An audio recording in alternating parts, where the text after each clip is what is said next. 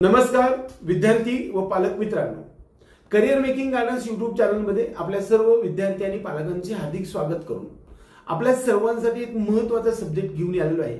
ते म्हणजे खूप साऱ्या विद्यार्थी आणि पालकांना एक प्रश्न पडलेला असतो की स्ट्रे वेकेन्सी राउंड मध्ये आमच्या कॅटेगरीचे जे बेनिफिट आहेत ते मिळतात का।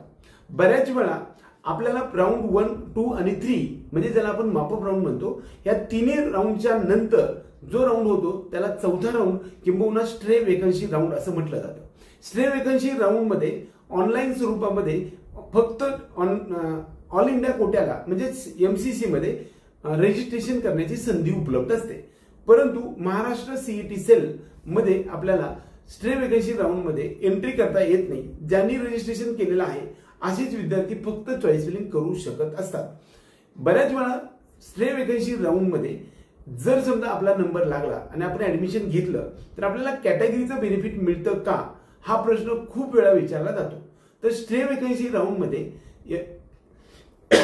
एमबीबीएस बीडीएस असू दे, बीएमएस बीएचएमएस आणि बीयूएमएस असू दे, किंबहुना सर्व प्रकारच्या म्हणजेच अलाइड कोर्सेस मध्ये बीएनवायएस, बीपीटीएस, बीओटीएस, बीपीओ आणि बीएसएलपी या अलाइड कोर्सेस साठी सुद्धा ऍडमिशन स्ट्रे वेकन्सी राउंड मध्ये सीईटी सेलच्या सिलेक्शन लिस्ट म्हणजे निवड यादी मधून जर तुमचा नंबर लागलेला असेल तर तुम्हाला तुमच्या कॅटेगरीचा मेरिट मधला म्हणजे तुमच्या मेरिट जर कमी असेल तर त्या मेरिटनुसार नंबर लागणं, तो बेनिफिट तुम्हाला 100% मिळू शकतो। त्याचबरोबर तुमचे कॅटेगरीची जी फीज आहे, उदाहरणार्थ एससी एसटी साठी 0 फीज आहे आणि व्हीजे NT 1, 2, 3 साठी किंवा फिमेल कॅन्डिडेट साठी आपल्याला 10% फीज आहे, ओबीसी साठी 50% फीज आहे आणि त्याचबरोबर ओपन कॅटेगरीसाठी 100% फीज आहे। ही जे 100% जी काही स्कॉलरशिपचं बेनिफिट आहे हे 100% स्ट्रे वेकन्सी राउंड मध्ये जरी ऍडमिशन राउंड मधून घेतलं, राउंड मधून लिस्ट मधून जर सिलेक्शन लिस्ट मध्ये नाव असेल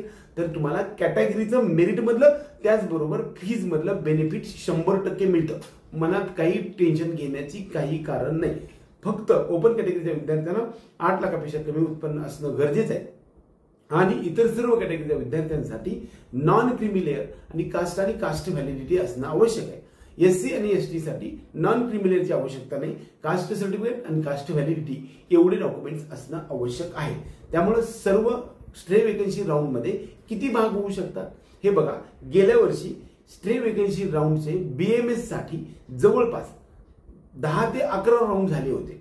मग ते छोटे छोटे राउंड असतात, कदाचित अशा प्रकारचे किती राउंड स्ट्रे वेकन्सी राउंड मध्ये होऊ शकतात। एमबीबीएस बीडीएस साठी स्पेशल स्ट्रे वेकन्सी राउंड होऊ शकतो का, 1, 2, 3 मध्ये असे काही स्पेशल राउंड छोटे छोटे होऊ शकतात का, हा सुद्धा मोठा प्रश्न आहे। परंतु विद्यार्थी जसे शिल्लक राहतील त्यानुसार राउंड लावले जातात आणि ही सर्व अथॉरिटी सीईटी सेलला असते।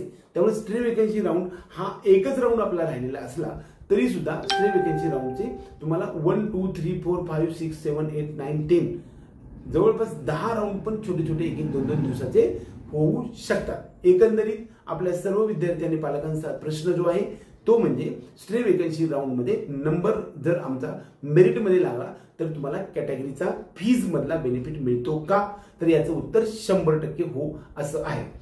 फक्त बेनिफिट कधी मिळत नाही, कदाचित तो 2-4 वर्षापासून इन्स्टिट्यूट लेवल राउंड असं म्हटलं जातं। बऱ्याच वेळा स्ट्रे वेकन्सी राउंडचे शेवटचा जो राउंड असतो त्यामधील प्रायव्हेट कॉलेजमध्ये इन्स्टिट्यूट लेवल राउंड म्हणजेच आपण स्पॉट राउंड असं म्हणतो, म्हणजे कॉलेजवरती जाऊन ज्या जे विद्यार्थी इलिजिबल आहेत असे विद्यार्थी त्या ठिकाणी फॉर्म भरून इन्स्टिट्यूट लेवलवरती म्हणजे कॉलेजवरती आपले एक राउंड लावले जात असतात। त्यामध्ये नंबर लागला तर एससी कॅटेगरी असू दे, एसटी असू दे किंवा कोणतीही कॅटेगरी असली तरी तुम्हाला त्या कॉलेजची जी पूर्ण ओपन कॅटेगरीची फीज आहे ती आपल्याला भरावी लागते, हा 100% नियम आहे। पण स्पॉट राउंडच्या अगोदरचे सगळे मेरिट लिस्ट मध्ये लागलेले, निवड यादीमध्ये आलेल्या सर्व विद्यार्थ्यांना कॅटेगरीचं मेरिट मधलं त्याचबरोबर फीज मधलं बेनिफिट 100% मिळतं। तुमचा कन्सेप्ट क्लिअर झाला असेल असं मला वाटतं। कदाचित हा व्हिडिओ आवडला तर व्हिडिओ लाईक करा, त्याचबरोबर आपल्या चॅनलला सबस्क्राईब करून बेल आयकॉन दाबा। एवढंच या निमित्ताने। जय हिंद, जय महाराष्ट्र।